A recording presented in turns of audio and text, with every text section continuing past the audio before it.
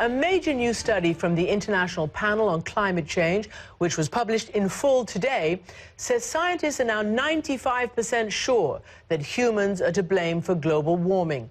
The report says there is no longer room for doubt that climate change is happening. The world's best-known primatologist, Jane Goodall, who's famous for her groundbreaking work with chimpanzees in the wild, is sounding the alarm with her program called Roots and Shoots that she wants to use to harness the energy and the idealism of young people to literally save our planet. Along with Vandana Shiva, one of India's most prominent activists for changes to food and agriculture practices, they fight on tirelessly because scientists say that if we continue like this, climate change will soon be irreversible. I spoke to both of them while they attended an international climate summit in New York. Dr. Jane Goodall, Dr. Vandana Shiva, welcome. Thank you so much for joining me. It's a pleasure to be here. Thank you for inviting us. You are attending the International Women's Earth and Climate Summit, and presumably that means that there is a certain role for women to play. Jane Goodall, what is a role for women to play that may or may not be different than a man's role? Why is it called Women's Summit? I sometimes wonder, you know, why is it that women somehow seem to be so much more concerned? And maybe it's our traditional role of nurturing and caring for the family. And, you know, it's so obvious to me. I keep thinking of the rate of melt of the Arctic ice, and that is terrifying. And I've been there and I've seen it in Greenland. And you know, if you care about the future of your children, your grandchildren, then, I don't know, maybe women do have a very important role to play. And Dr. Shiva, the disappearance of the summer Arctic ice, I mean, apparently it melts often, but then it refreezes. What knock-on effect will it have? I think the most important effect it's going to have is rising sea levels, and that means more flooding, more small island nations going underwater, coastal areas of the South Asian subcontinent, India, Bangladesh, which are some of the most densely populated areas, because these were the most fertile areas, the most abundant and generous areas, will now become places from where refugees will have to run. And can you imagine, our mountains are creating environmental refugees, and the coastal areas will create environmental refugees. Where on earth will people go?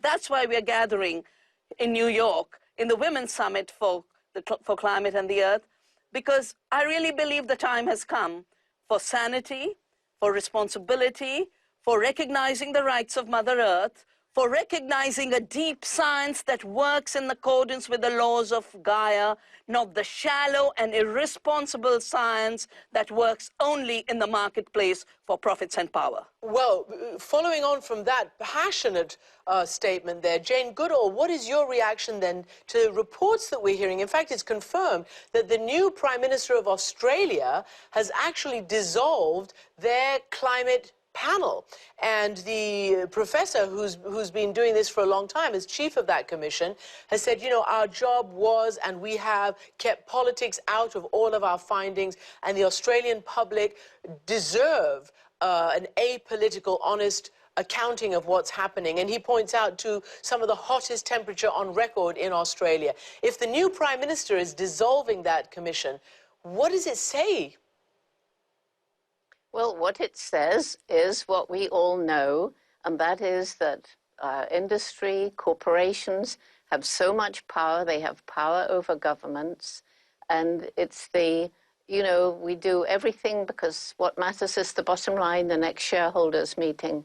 And this is why I'm so passionate about working with young people. It's their future we're messing with. And it makes me so angry when I look at a small child today and I think how we've harmed this beautiful planet since I was that age. And it makes me so sad to my soul when young people, like in college, say, well, you know, I feel depressed, or I feel angry, or I don't care because you've compromised our future and there's nothing we can do about it. Well, and we have. Sorry, go ahead. No, I was going to say we have compromised their future, and it's high time that we get together and do something to help. And hopefully this conference with women who are the mothers, who are the nurturers, and traditionally haven't been the people pushing for the bottom line. I guess that was my next question. You know, the science does seem to be irrefutable, and the latest report that I broadcast earlier is that something like 95% or more of the world's scientists now do believe and are in agreement that humans do contribute greatly to global warming. How do you mobilize young people to do something about this and to protest what's happening? Vandana? Yeah, Christian, if you look at some of the data, 40% of the greenhouse gases come from an industrial globalized model of farming that uses synthetic nitrogen and emits nitrogen oxides, that uses fossil fuels, puts animals in factories and tortures them, that emit methane. All of this can be solved immediately by shifting to an ecological agriculture, and everybody in the world, the United Nations, UNCTAD, the IASTD, the FAO, the International Labour Organization, are recognizing that for every crisis we face today, whether it be the economic crisis of disappearance of work and jobs, or it be the ecological crisis with climate at the center, or it be the food crisis that 1 billion people are facing directly for lack of food, and 2 billion for lack of good food, healthy food, and are suffering diseases of obesity, diabetes, etc. All of these problems get solved by promoting ecological agriculture on the basis of a science of agroecology. And I think we need a groundswell across the world that creates another paradigm and another worldview. And that's where women at this summit are taking the lead to say there's another way of living on this planet, another way of being, another way of thinking. Change your minds, you guys.